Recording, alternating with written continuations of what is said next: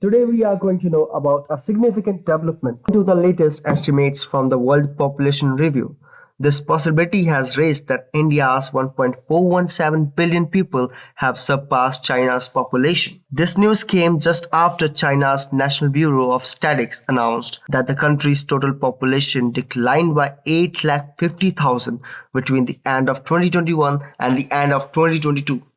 China's demographic crisis deepened in 2022 as its population declined for the first time since 1961 due to its plunging birth rate. Last year, China's population was declared about 1.41 billion, whereas India's population increased to 1.42 billion as on January 18. WPR predicted that though India's population growth has slowed down, but it will still climb until at least 2050. This development marked a new phase in India's growth on the global stage. It is riddled with the challenges of managing a rising population, but also an opportunity to reimagine strategies and build on our success to provide a healthy and happy life for. So the biggest factor behind India's massive population is its young people. Around 650 million Indians, nearly half of the country's population, are below the age of 25. Experts estimate that India won't hit its population peak until 2065, which means even if the younger demographic produces only one or two children per couple, the population size will still continue to increase over time before it stabilizes. And this is what we call the population momentum. Now, the second point, which is behind India's growing population, is lack of family planning. You will be surprised to know that India was the first country in the world who had launched a national program for family planning in 1952. Over the decades, the program has undergone transformation in terms of policy and actual program implementation. A period of economic and social stagnation led former Prime Minister Indira Gandhi to suspend all civil liabilities during the emergency in 1975. A mass drive to sterilize men compulsorily was also launched, which became so unpopular as a population control method that for the next 2 decades, subsequent governments didn't broach the topic of family planning at all. Instead of this, population control methods have focused on women between 2013 and 2014, with India carried out about the majority of nearly 4 million sterilizations on women. Now let's discuss about the impact. What will be the impact of this population on this country and the rest of the world? Becoming the world's most populous country signal a paradigm shift on India's development. That's because the country's younger population also comes with a huge potential to the population to boost the country's economy. This is what the economists usually call the demographic dividend. According to OECD data, India's working age population stood at a whopping 900 million in 2021. But this perception was not same almost 40 years ago.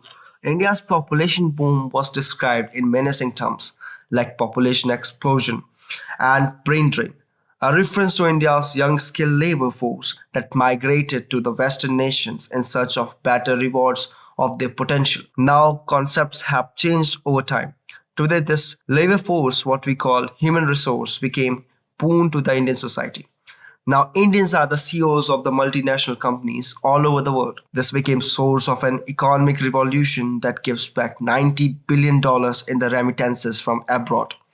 India's population is not just young, it's also dynamic. It grew up in a market economy with access to the internet, with a hunger to compete on global stage. About two-thirds of Indian population has access to smartphones, thanks to the cheap data plans in the last decades. This generation of young Indians will be the largest consumer of and the labor source in the knowledge and network goods economy. As a result of these factors, India became an important player on the world stage amid the rising tensions between China and the West. It will lead the charge on G20 this year, and as a founder member of UN, India has its eye on the permanent seats of UN Security Council. India is boosting its production capacity while attracting international conglomerates like Apple and turning its cities like Pune and Chennai into hubs of manufacturing, innovation, and technology. In Europe and America, they are facing the shortages of manpower, making India's population an asset that's politically important and indispensable.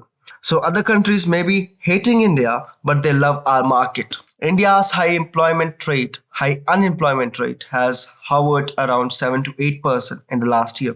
According to McKinsey Global States report, India will need to create at least 90 million new non-farming jobs by 2030 to absorb the young working population. To leverage the demographic dividend, this country will have to place the youth at the center of its policies. The government also needs to invest in a time-bound manner so that the young population are productive and can contribute to the national economy. But India has its own challenges too. Unemployment and unskilled labor is becoming a problem for India. As government need to do a lot of work to prioritize the upskilling of its young people. Millions of young Indians feel discouraged by their job prospects and actively decide to opt out of working, choosing instead to continue studying, stay home, or rely on their family members for financial support. India's high unemployment rate has hovered around 7 to 8% in the last year. According to McKinsey Global States report, India will need to create at least 90 million new non-farming jobs by 2030 to absorb the young working population. India's labor force participation rate, an estimation an estimation of the active workforce and people looking for work, stood at 46%, which is among the lowest in Asia. By comparison, the rates of China and the United States stood at 68% and 61% respectively in the same year. For women, the numbers are even alarming. India's female work participation rate was just 19% in 2021, down from about 26% in 2005. Now, India is sitting on a time bomb, as there will be a social unrest if it cannot create enough employment in a relatively short period of time. To leverage the demographic dividend, this country will have to place the youth at the center of its policies. Government also needs to invest in a time-bounded manner so that young people are productive and can contribute to the national economy. Thank you for watching the video. I hope you enjoyed.